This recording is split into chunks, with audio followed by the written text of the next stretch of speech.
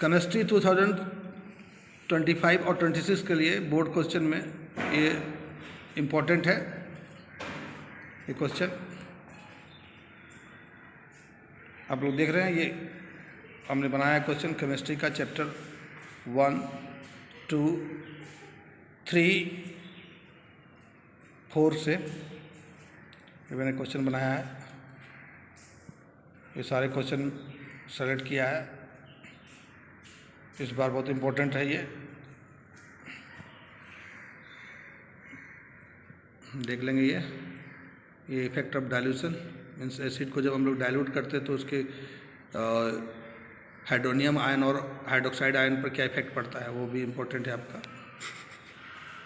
ठीक है।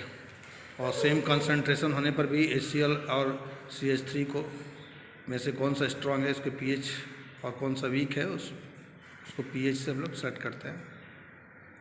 Baking soda है, उसके बाद baking powder, soda acid, fire extinguisher और परमानेंट हार्डनेस, ये हम लोग किस किस सॉल्ट से उसको यूज़ करते हैं वो बताना है। ब्राइन है, ब्राइन में आपको इक्वेशन भी देना है और उसका जो प्रोसेस है क्लोर अल्कली प्रोसेस, वो बहुत इम्पोर्टेंट है।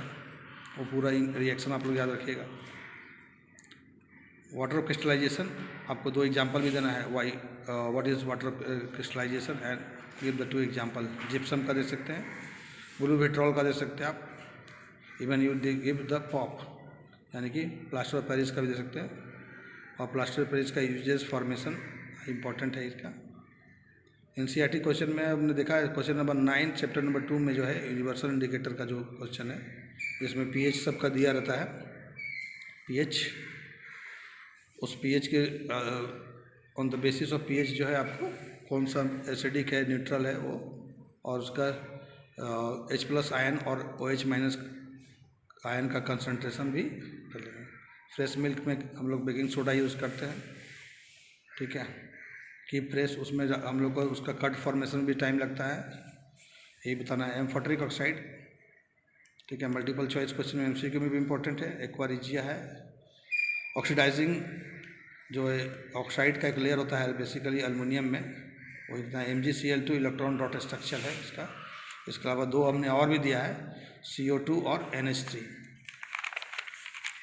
इसके बाद आपका इम्पोर्टेंट है 21 क्वेश्चन नंबर है, क्वेश्चन नंबर 346 NCERT में डिस्प्लेसमेंट रिएक्शन, जिसमें बहुत सारे कंपाउंड दिए हुए हैं और उसमें डिस्प्लेसमेंट रिएक्शन शो करना है आपको। ये इम्पोर्टेंट है आपको।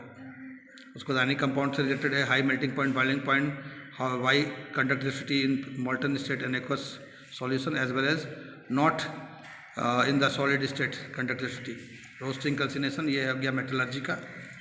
इलेक्ट्रोलाइटिक रिफाइनिंग, कॉपर का बेसिकली आएगा वो पूरा ये फिगर बेस्ड और डायग्राम के साथ।